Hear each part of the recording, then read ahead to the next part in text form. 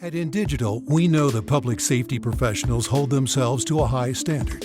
In fact, standard doesn't do it justice. In over 25 years working alongside you, carrying millions of calls over our IP networks, your dedication has inspired us. That's why our ESI Net goes beyond industry standards, not only I3 compliant, but designed to adapt to future development for a network you can count on when it matters most. Learn more at indigital.net. Here in Greenville County, we have 8 different places where a 911 call can be answered. It is the largest county in South Carolina. It's a challenge. The type of information that a telecommunicator gets from Radius Plus is location-based technology. You can see where the caller is, if they have a medical issue, if they speak a different language. They're immediately able to text to that caller in their native language. It reduces response times because it immediately gets first responders where they need to be. If Within the Trenches has ever taught you something, open your eyes to what it is like to be a 911 dispatcher, or has inspired you to become one, then help support us and join our Patreon. Get exclusive bonus content, one-of-a-kind swag, discounts on merchandise, ad-free early access to new episodes, and much more. To join, please visit patreon.com/WTT podcast. And if you're an industry partner, we have something for you as well. And now, for the show. This is Jordan, and you're listening to the Code 7 Podcast Network.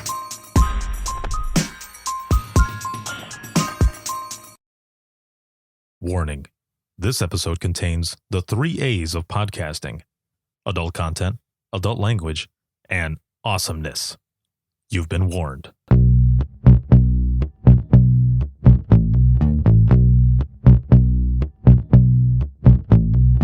Welcome to Within the Trenches, true stories from the 911 dispatchers who live them.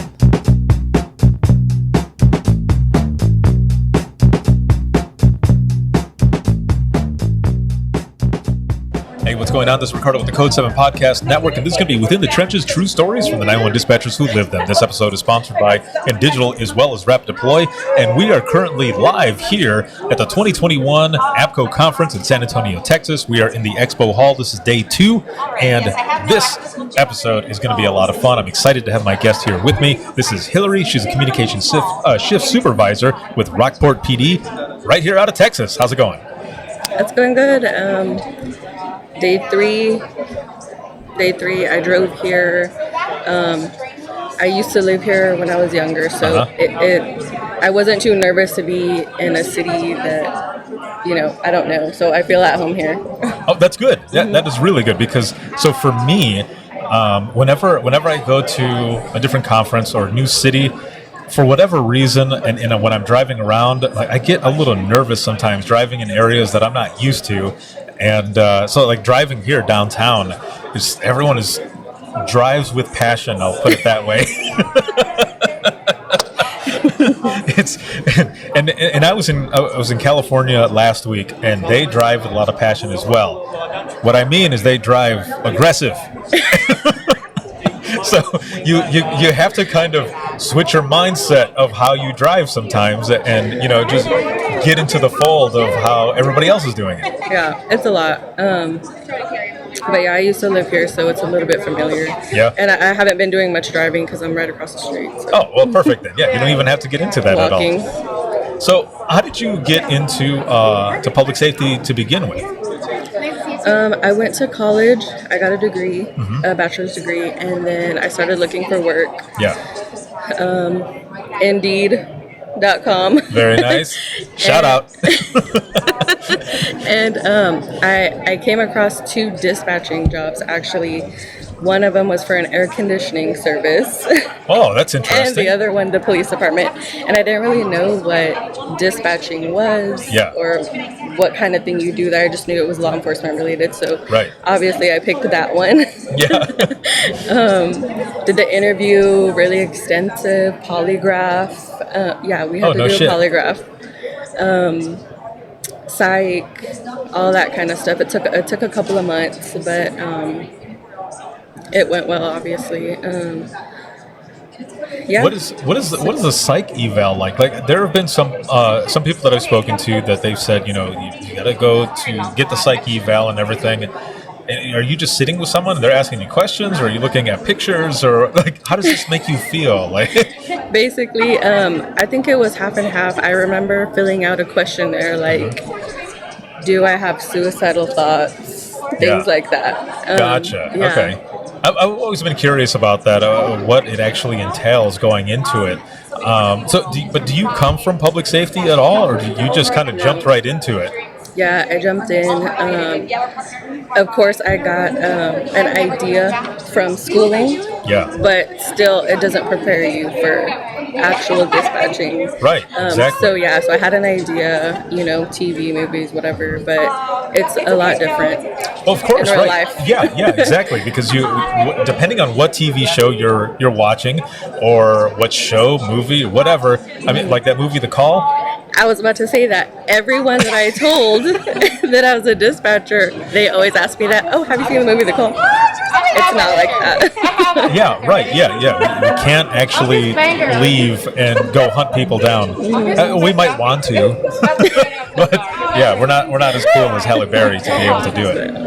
Yeah, every single person I remember when I first started, that's what they told me. Oh man, yeah, that's one of the the interesting things about dispatch when you get into it, especially when you've been there a few years and you have others that are coming in, and if they do a sit along with you, and they end up trying to compare what they've seen on TV to what it is that you're doing there, and they're just like, yeah, and it's different extremes, because sometimes it's really crazy and nothing like the movies, and then sometimes we do have some downtime and we can get on our phones, or we talk to each other, or play games. So it's two different extremes, and there's no way to describe it unless you really do it. Right. Yeah, Unless you've done it. Yeah, exactly. And I think one of the things too that I would find annoying with sit-alongs is that when we would have potential employees come in to do it, it would be during a time where there's no shit going on. Nothing is going on. And they would say, oh, I think I could do this. Like, this is not a good depiction of what dispatch is like. No. I agree. And that happens a lot with other agencies too, when officers or someone from another agency comes in and they want to see what we're doing. It's never like in action what we want them to see. Right. And then when it does happen, the person's probably left already by that time. Like, oh, damn it.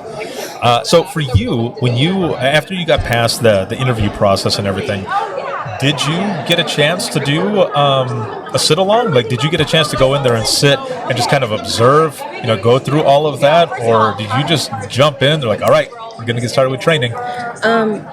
It's a training process. So the beginning of the training process, you sit with someone and observe. Yeah. Only for like a week-ish. They explain to you what you're going to do. You see what they do, and then they show you what to do. Gotcha. Okay. Then you do it. So, how long was the training then? Do you remember? 3 months. 3 months? Mm-hmm. 3 months. And it's not enough, but it's for sure. basic. Yes. Basic. And then for at least a year, you have a lot of help along the way from your coworkers. So, how long do you think, going in, did you feel like you had a pretty good handle on the job? maybe a year and a half. But even then, I was still learning. Maybe at 2 to 3 years is when I felt comfortable. Like, if I didn't know the answer, I could find it. Yeah, because you end up getting those moments where you're going through, you've got your training, you're relying on your training when you're taking all of these calls, and of course, none of the calls are ever the same. Even if it's the same person who's calling all the time, it never seems to be the same, type of call. So you're going through that, but there are times, whether it's an incident that has happened or a phone call that you take in, where you get that moment of satisfaction where like, hell yes, like I got this shit. It's a good feeling. Yeah, it is. And I mean, a lot of the times we don't get that. I feel like more times than not. I think there's certain things that we do, like we're able to find a phone number, we're able to find a date of birth for somebody. Yeah. That also gives us that sense of accomplishment. Right. Or on the funnier side of it, when there's a little kid who's playing with a cell phone, and you end up being able to track down where this kid is at, and you're like, They don't know that we have their location. yes, excellent. Yeah, our little evil laugh. Yeah, like, You're gonna get in trouble. that's right. Yes, we are going to find you. Sometimes I think there was a couple of times where I heard, I was still on the phone with an open line, Yeah. and we hear the officers go, and they're getting in trouble. Oh man. Or like they start crying when I tell them we're sending an officer. They're like, no, we're going to get in trouble. I promise I'll stop. But then they don't. Yeah, then they don't. But there was one time we had a kid who was calling on a cell phone, and it was one of those non-initialized phones, the NSI one, non-service initialized. That's what it is, and it's the ones with the prefix that starts with 911. Mm-hmm. So it's deactivated phone, but because of the battery, they can still call. And he just kept saying a bunch of crazy shit, like we're gonna shoot certain people, we're gonna do this or that, or like, okay, like you need to. Where are you at? I'm not going to tell you. But just kept calling over and over, swearing at us, saying all this stuff. Well, we were able to track down where this kid was at. And so we gave out the address that we had, and the officer gets out there, and he keys up, and he goes, Central, I'm pretty sure I found the right house. I just saw a kid in the living room window run. We got a runner. Yes, exactly. I'm in pursuit. Yes. So he goes in, of course, and the 911 goes off, and it's that same phone number. And we pick up, just Elegant 911, where's your emergency? And it's the officer, and he goes, is this the phone number? And I said, yes. I said, this is. And you can hear the mom in the background. It's like, I told you not to be playing with the phone. And then the officer goes, hold on just a second. And then the kid gets on the line. He's like, I'm so sorry. But it was one of those moments where we were just like, That's yes, funny. like we found you. We got taught a lesson. Hopefully that didn't happen again. Right? Yeah. Well, at least not whenever I was in there. It did not happen again. But there's those. But you know what? Some of those moments are also good. That one, we're able to track somebody down, and it was before any of the technology that's going on right now was out there. But also, just to make sure that the kid was okay. Yeah. And like you were saying, like that lesson learned, and sometimes you don't know. Yeah. Because even if there's kids talking in the background, you don't know if it's a prank or if they're really in trouble. So you never know. Yeah, exactly. And when you're taking some of those calls, even though they might sound outrageous or whatever, you have to take it as priority one every time. We're not there to play games. We always have to take it as priority one. Exactly. And then it's afterward, after everyone is out there, we find out whatever's going on. We're like, well, shit. It ended up being all nothing. that for nothing. Yes, but we did our part, and we were able to kick ass while doing it. So you get through your training and everything. It was about 3 months or so, and what is it like for you in the beginning? Like, was it overwhelming at all at any time? Like, did you ever have a thought where, I don't know if I'm going to be able to do this? I say that because I was like that. I started out in Central Florida. I was there for 3.5 years. Moved back home to Southwest Michigan, finished off my dispatching career there. But even with those 3.5 years of background that I had already, that experience, going from me being by myself for 8 hours to a central dispatch that has a call volume that's way higher than what I was dealing with and multiple people on there, that itself was overwhelming. It was definitely overwhelming, that whole environment. Mm-hmm. And we're consolidated, so we do city and county. Yeah. Even though we're a small county, we deal with a lot because we do other agencies like animal control or after hours payments. So we do a lot of little things, but it adds up and it can get really busy. It was a lot. I don't think I ever thought that I couldn't do it. It made me want to keep trying. Took it as a challenge. I'm hard-headed, so I wanna figure things out. Right. I guess that's part of being a dispatcher. Yes. You like to figure things out and get to the bottom of it, solve it. So I guess it just made me want to do it even more. That is awesome. That is excellent right there. Do you remember your first call or any of your earlier calls? Some of it's a blur, but Yeah. I didn't really have too many crazy calls in the beginning.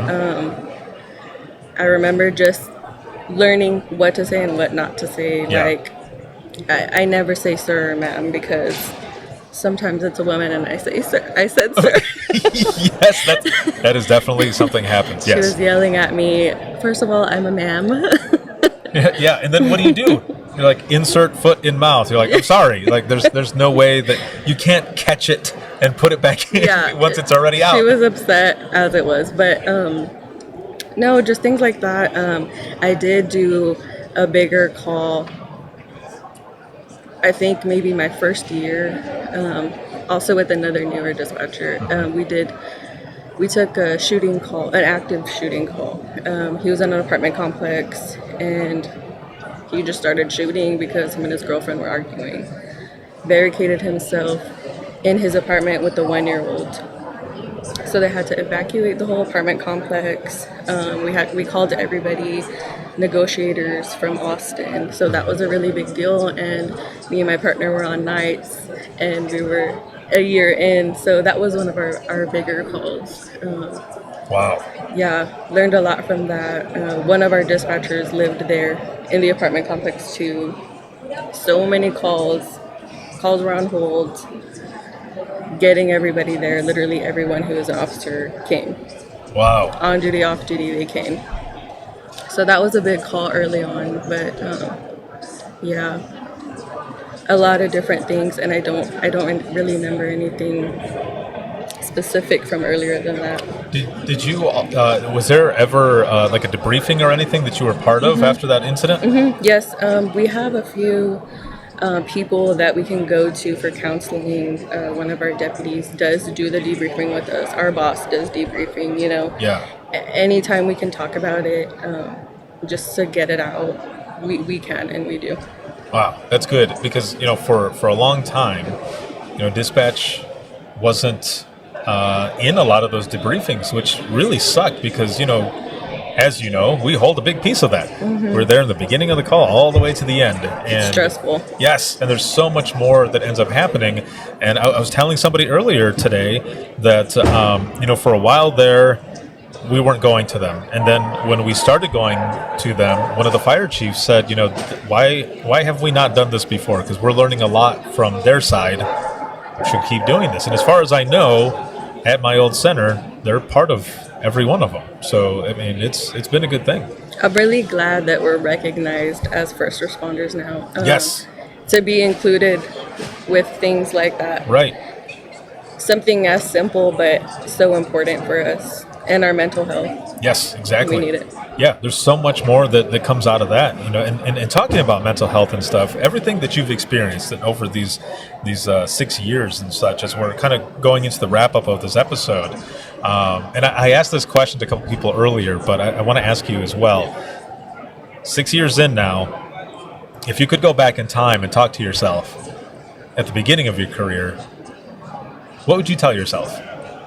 Just in any aspect, whether it been for call handling or self-care, anything like that. For me, I would go back and I would tell myself, you need to focus a little more on self-care and learn how to do or get into yoga earlier and meditation, because man, I had a lot of neck and back problems.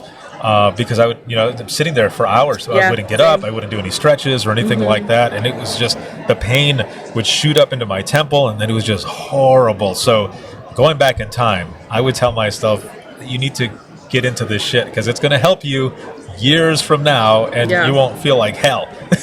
And not only that, but enjoying your time off if you can get it, when you can get it. Yes. Take your time.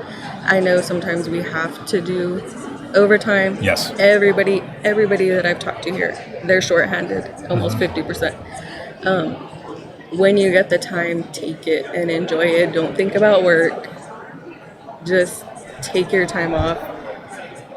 as much as you can. Take your vacation, do things. Make sure you do things for yourself because work's always going to be there. That's awesome. Now, as we go into the wrap-up of this episode, this has been good to have you on here and talk to you about your experience and everything over these 6 years. This is your first time at a national conference, right? Mm-hmm. So what has this experience been for you thus far? I mean, this is Tuesday, tomorrow's the last day, but there's been a bunch of stuff that's been going on since, I don't know, like Saturday, I think? Yeah. Or so. There's been a lot of pre-conference stuff that's been going on. So what has this been like for you to be at this conference and just take advantage, really, of the networking alone, but also, a lot of the sessions and stuff that you've been going to?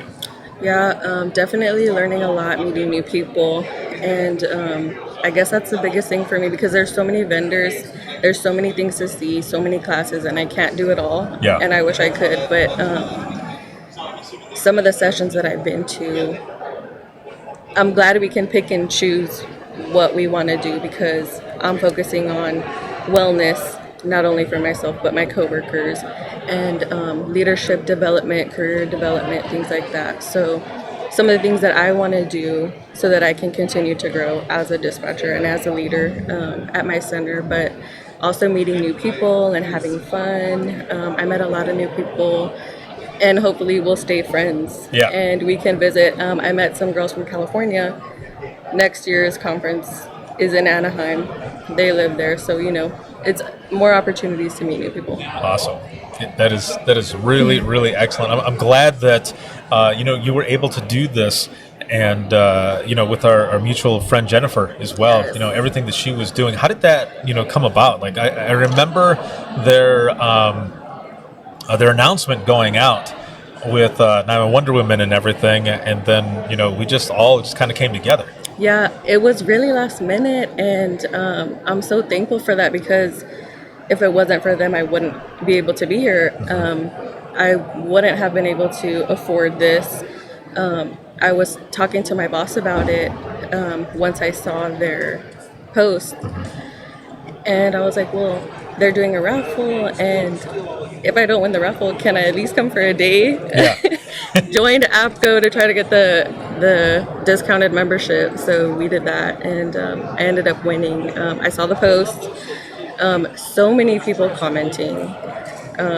I talked with Jennifer for a little bit. She told me what it was all about and the process, and she said she ended up only having like 5 or 7 people that could commit to come, and I was lucky enough that I could commit. I'm working a power shift, so I'm an extra person, so my schedule allowed for me to come, so I won out of 5 or 7 people. Dang. So that was exciting. That's still awesome. Yeah, it was exciting, and I'm so glad and thankful for that because it's expensive, and I'm lucky that I only live a couple of hours away. I was able to drive, so awesome. Well, it's been excellent to have you on here and learn more about you. And one last thing, I guess, what have been some of your takeaways from this conference, and would you recommend anybody else to come to a conference like this? Yes, I recommend everyone if they can. I see some centers that they send multiple people. We're a little bit smaller, so maybe 1 or 2 can come at a time. But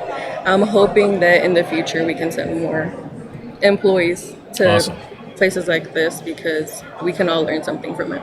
Excellent. Well, thank you again for being on. Thank you. For all of you who are watching and listening, if you have any comments, questions, or you want to be a guest on the show, you can email us, and that's going to be wttpodcast@gmail.com. You can follow us on Twitter. That is @91podcast. You can like us on Facebook. That is facebook.com/Within the Trenches Podcast. This episode has been sponsored by InDigital as well as Rapid Deploy. Big shout out to patrons for everything. Thank you so very much. You can see this on Facebook, Twitter, YouTube, as well as LinkedIn, and you can listen 24/7 on Apple Podcasts, iHeartRadio, Spotify, your favorite podcasting app, and withinthetrenches.net. Have a good one, everyone, and we'll see you in the next one.